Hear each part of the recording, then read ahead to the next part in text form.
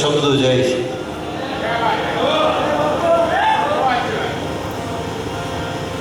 આમાં તો તે ધારાને ઝીલી હગે ને એનું કામ છે.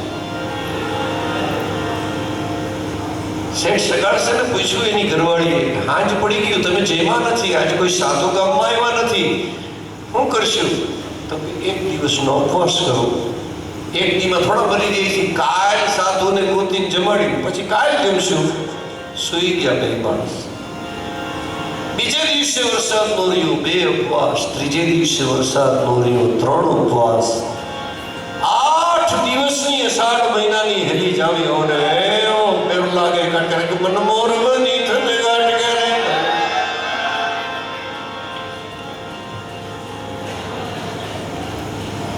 8 દિવસના ઉપવાસ થયા. વરસાદ રહી ગયો. ગોઠણમાં પાણી હતા, 2 ફૂટના પાણી રોડમાં વયા જતા હતા. એ બધા સમી ગયા. અને જુનાગઢ બાજુથી એક સાધુની એન્ટ્રી થઈ.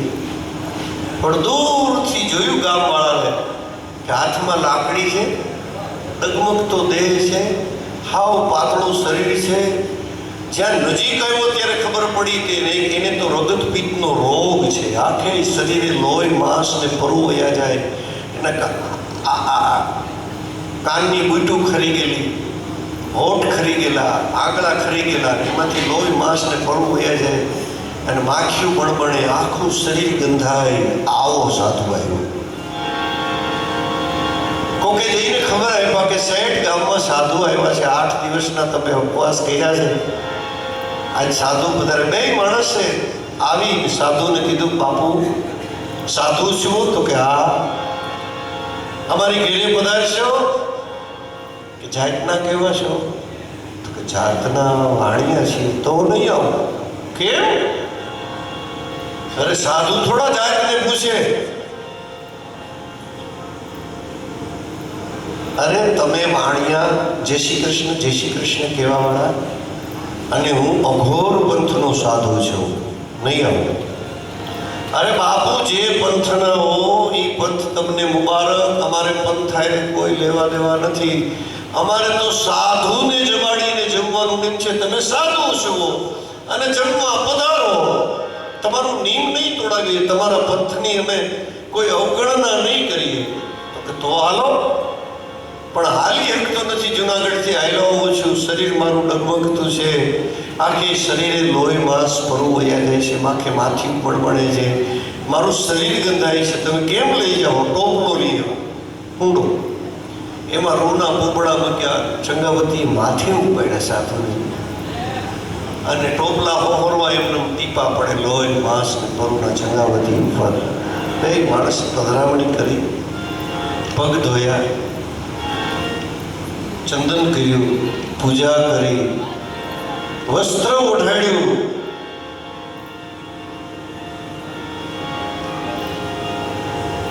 દક્ષિણા ધરી. એટલી વારમાં તો ચંગાવતીએ રસોઈ બનાવી નાખી. થાળી આગળ મૂકી, બાપુ જમવા પધારો. સાધુ બેઠા, થાળી સામું જોઈ અને કે હું તમને ના પડતો તો કે હું અઘોરી બાવો છું, આ નો જમું.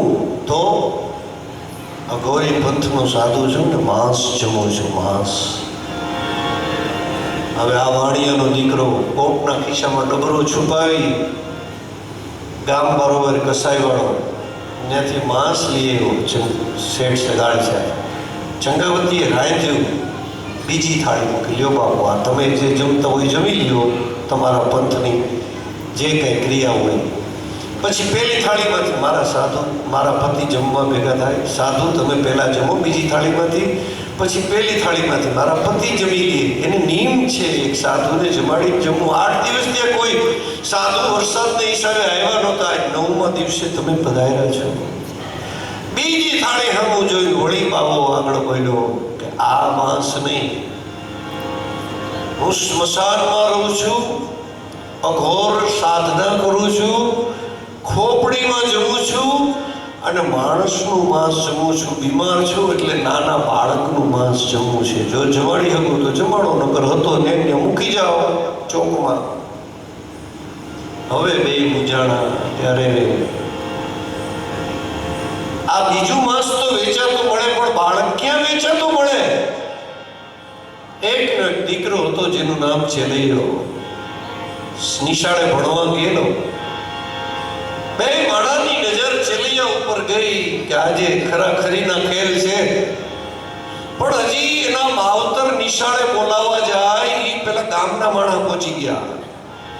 એના હેડમાસ્ટરને કે આ ચેલૈયો તમારા સ્કૂલમાં વાણિયાનો દીકરો ભણે છે ને, એની ઘરે પાવો આવ્યો છે. એને કોણ જાણે હું ઓલા બે માણામાંથી કર્યું છે કે એ જેમ કેમ કર્યા કરે. થોડીક વાર પહેલા માંસની માંગણી કરેલી તો એ કહાઈ વડે અમે જોતા જોયેલા વાણિયાના દીકરાને કોટના ખિસ્સામાં ડગરો છુપાવીને એના ઘરમાંથી માંસ રંધાતું હતું, એવી ગંધ આવતી હતી. અને હવે બાળકના માંસની માંગણી કરી છે, ચેલૈયાને ભગાડી દો, નહીતર આ બે માણા હવે માણા મટી ગયા, રાક્ષસ બની ગયા છે, એને ભગાડી દો. માસ્તરે ચેલૈયાને બોલાયો, બેટા તારી ઘરે એક સાધુ આવ્યા છે, તારું શરીરના માંસની માગણી કરી છે, તું ભાગી જા, નકર તારા માવતર તને મારી નાખશે. ચેલૈયો કે પ્રશ્નનો જવાબ આપો પછી ભાગી જાઓ. બોલ બેટા શું છે તારો પ્રશ્ન? હેડમાસ્ટર કે એ માવતરના ઋણમાંથી કોઈ મુક્ત થઈ શકે? મને જવાબ આપો. હેડમાસ્ટર મૂંઝાણા કે બેટા મા બાપના ઋણમાંથી એનું સંતાન જિંદગીભર મુક્ત ન થઈ શકે. જીવનભર હાચવે મા બાપને, છેલ્લે એના જમણા પગના અંગૂઠાને અગ્નિદાહ આપે, કાંધ આપે, પછી એનું પિંડ તર્પણ કરાવે, પછી હરાદ નાખે, જીવે ત્યાં સુધી એના માવતરને યાદ કરે, પણ એના ઋણમાંથી મુક્ત ન થઈ શકે, ન થઈ શકે, ન થઈ શકે. તો તમે મને ભાગવાની વાત કરો, મારા માવતરના ઋણમાંથી હું હજી 5 વર્ષનો છું, મુક્ત થઈ જાઉં તો તમને હું વાંધો? અને મને ભાગવાનું કયો છો? જો ભાગો તો મારી ભોન કાલા જેને ભોરિંગ જીલે નહીં ભાર, એ મેરું સરીખા ડોલવા લાગે, ઓનો આકાશનો આધાર મેરો મણ ભલે બાજા મૂકે તોય ચેલૈયો એનું સંગ ના ચૂકે. મેરા મન બાજા મૂકે તે ચેલૈયો એનું સંગ ના ચૂકે. ટૂંકમાં વાત કરું તો ચેલૈયો દોડતો દોડતો ઘેરે આવ્યો.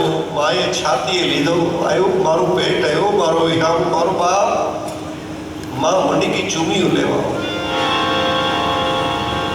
કાપી નાખ્યો ચેલૈયાને. એના કટકા કરી,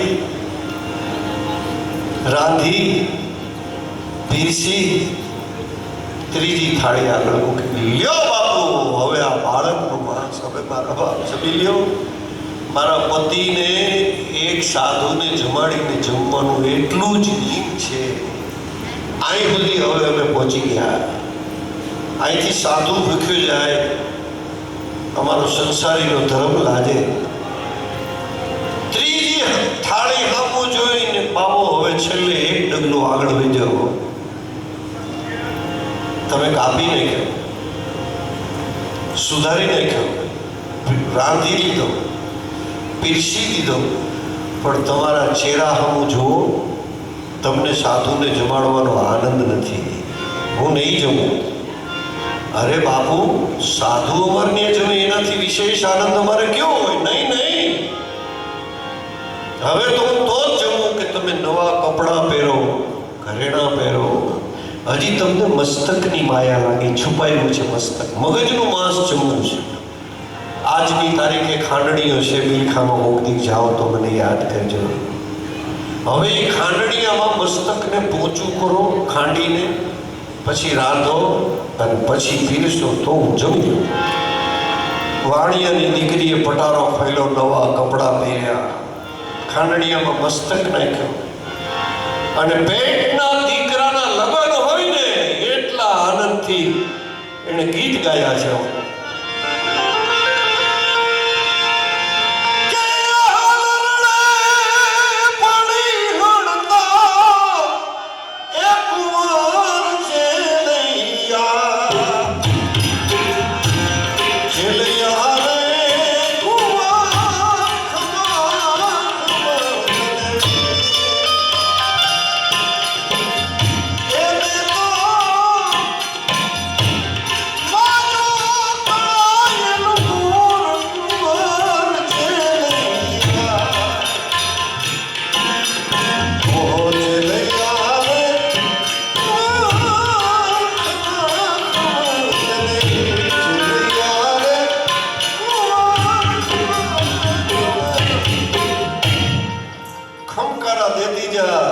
હામેલાનો ઘા કરતી જાય.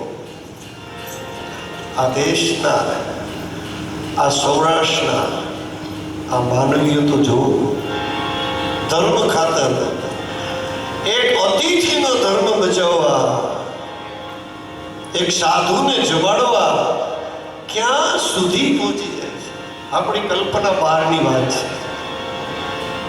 મગજનું માંસ પોચું કરી એને રાંધી પીરસીને છેલ્લે ચોથી થાળી આગળ મૂકી લ્યો બાપુ આ મગજનું માંસ જુઓ, અમે નવા કપડાં પહેર્યા છે, ઘરેણાં પહેર્યા છે, મારા દીકરાના લગ્ન હોય એટલો અમને આનંદ છે.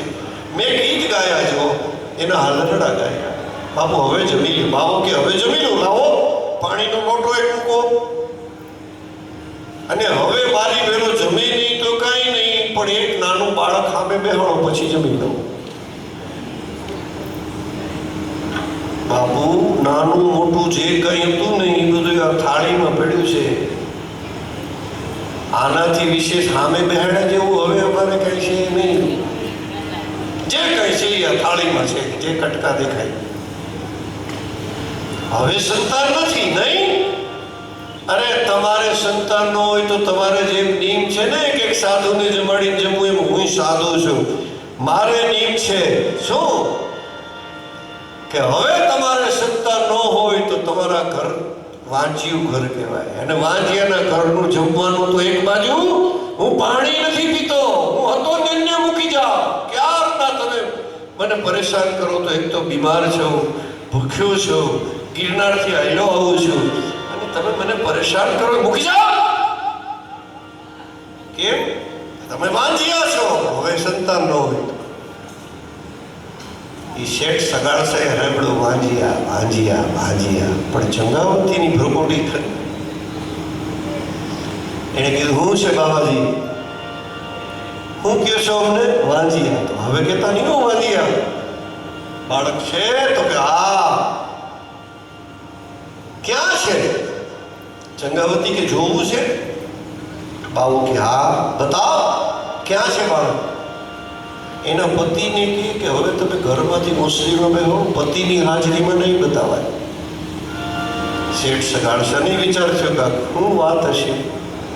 એ તો મૂગોએ મોઢે ઓસરીમાં ગયા. ઘરની અંદર પાવો અને ચંગાવતી માણિયાની દીકરી બે. હવે ચંગાવતીએ કીધું કે બાવાજી મારા માથા માથે હાથ મૂકો. અને બાવાજી હાથ મૂક્યો. મને દીકરી કયો, મારો બાપ બની જાઉં તો બાળક બતાવો. પતિને હાજરીમાં ન બતાવાય પણ બાપને બતાવાય. બાવાજી હાથ મૂકીને કીધું બેટા ચંગાવતી દીકરી મને બાળક બતાવો. ત્યાં તો જેમ નાનકડી દીકરી ગડગડતી દોડ કાઢે ને એમ ચંગાવતીએ હળી કાઢીને રસોડામાંથી રૂમમાંથી રસોડામાં ગઈ. પેલા રૂમની એને રહોડા આવતા ને હારો હાર, એ રહોડામાં જઈને હાથ એકનો કટાર છરી લઈ આવ્યો. બાવાજીને કે બાળક જોવું છે? તો કે હા બતાવ. અને ચંગાવતીએ છરી લીધી કે બાપ જાણી તને કહું છું બાબા, મારે પેટ છે મહિના 5, સતની ભાવવા હું મારું પેટ ચીરું છું. જોઈ લે બાવા બાળ પણ બેઠો હવે થાશમાં બાવા, એ તને જમાવીને નહીં દઉં જવા. બેઠો હવે થાશમાં બાવા, જમાવીને નહીં દઉં જવા. હાથ એકનો કટા 5 મહિનાનો ગર્ભ બતાવવા માટે થઈ અને પેટ સુધી કટાર હજી પહોંચે ન પહોંચે એટલી વારમાં તો એ રગત પીતીઓ પાવો હતો ને એમાંથી 4 ભુજાઓળો પ્રગટ થયો. શંખ ચક્ર ગદા પદ્મ ધારણ કરી ચંગાવતીનો હાથ પકડી લીધો. બસ બેટા બસ ચંગાવતી, એ સગાડસા શેઠ ઓસરીમાંથી ઘરમાં પધારો. આ અખિલ બ્રહ્માંડનો નાથ બોલે છે, ઘરમાં પધારો. સગાડસા શેઠ ત્યાં સ્વરૂપ જોયું ચતુર્ભુજ ધારી. અખિલ બ્રહ્માંડનો નાથ બે મારા પગમાં પડ્યા. મારા નાથ આઈ સુધી ધક્કો થયો, ઠેઠ દ્વારિકાથી માગી લ્યો માગી લ્યો માગી લ્યો એમ મીઠો ભગવાન બોલવા. ત્યાં ચંગાવતીએ પોક મૂકી. હવે અટાણું નવા વસ્ત્રો પહેર્યા હતા, હસી હસી એને પીરસતી હતી, આનંદથી જમાડો હારુથી અનેક પ્રયત્નો કર્યા. હવે પોક મૂકીનો અખિલ બ્રહ્માંડના નાથ માગવાનું કહ્યો છો. જેથી કાપી નાખ્યો ને તેથી હું એની જન્મ દેનારી જનેતા હતી, હું કંઈ ડાકણ નહોતી, તો એ મારા દીકરાને કાપી નાખ્યો. અમને ખબર હતી કે આ જેવો તેવો પાવા જમાને નથી આવ્યો. હવે જો માગવાનું કહ્યો તો મને સંતાનથી વિશેષ દુનિયામાં કોઈ ચીજ નથી. ચંગાવતી કે મને આપો તો મારો ચેલૈયો પાછો આપો, બીજું મારે કાંઈ ન જોઈએ, મને મારો ચેલૈયો મારો દીકરો આપો.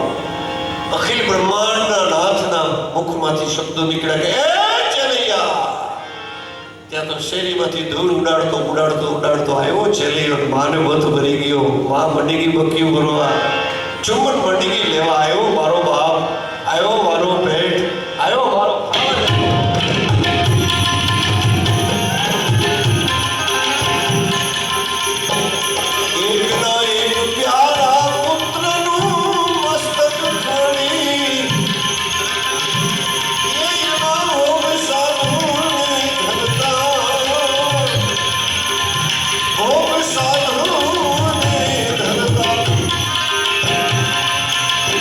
Come